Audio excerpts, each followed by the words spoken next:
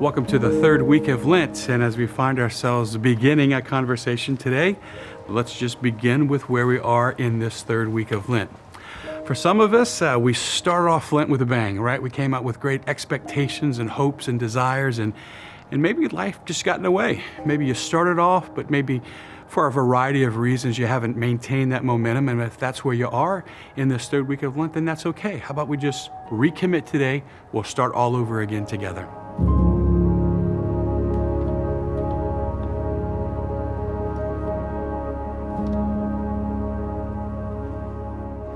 For some of us, maybe you have been diligent about your spiritual exercise, but it's the comparisons that are influencing you now. And as we pause just for a second in conversation, let's talk about those comparisons, right? It's easy for us to either compare this Lent to other Lents that we've experienced in the past, or perhaps we compare what we are experiencing in our life this Lent to what we think other people are experiencing in their life, right? We compare ourselves to other people, and that's never a fair experience for us. Or perhaps you're just having a great Lent, and if that's where you are, then praise God.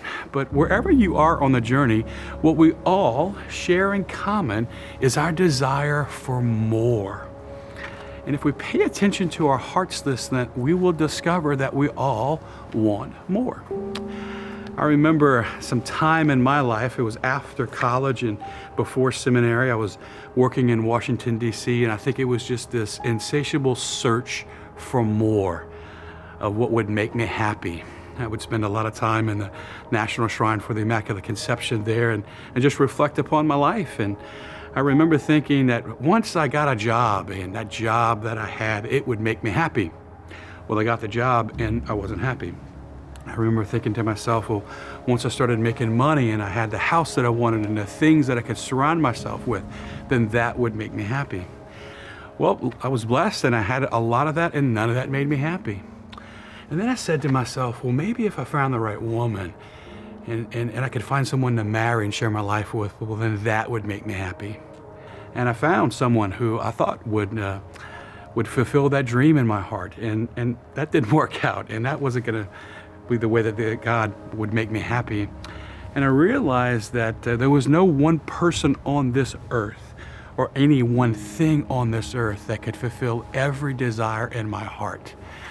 I was made for a person, but a particular person, the person of Jesus Christ.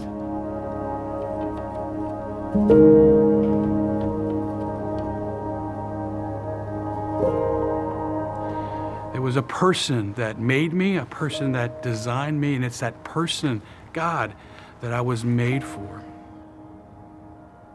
This third week of Lent, we also meet another person, the Samaritan woman at the well, who has the same story that I had, and the beauty of Jesus intentionally pursuing her.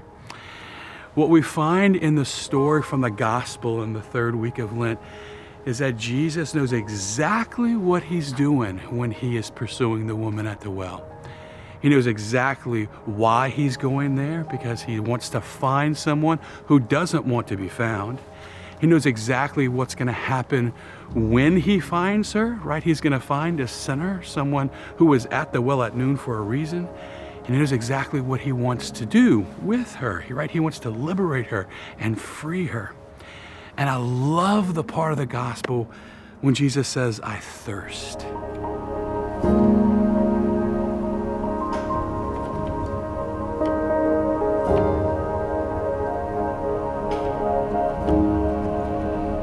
He longs to bring her freedom, just like he longed to bring me freedom in my life. Jesus thirsts for us, and he created us with a thirst in our hearts. We were made for more. We were made to long for more. That's what I see in my life. That's what we all see at the woman at the well and the story there. And if we pay attention enough to our hearts this Lent, we will discover that we were made for more and that we are thirsting for more. So my encouragement to you at this stage of Lent is to pay attention, to slow down, and to let the Lord take you deep within your heart, to ask yourself, what do you really want in life?